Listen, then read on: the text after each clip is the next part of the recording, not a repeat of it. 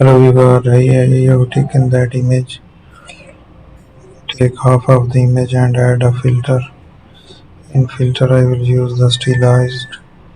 Add some tiles there. So use the paint on it to make some attraction. Then I will selection on that side.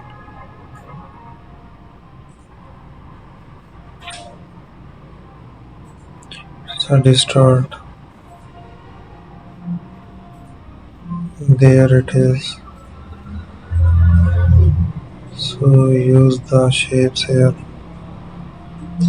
Here is the actual picture. We have used the history brush tool.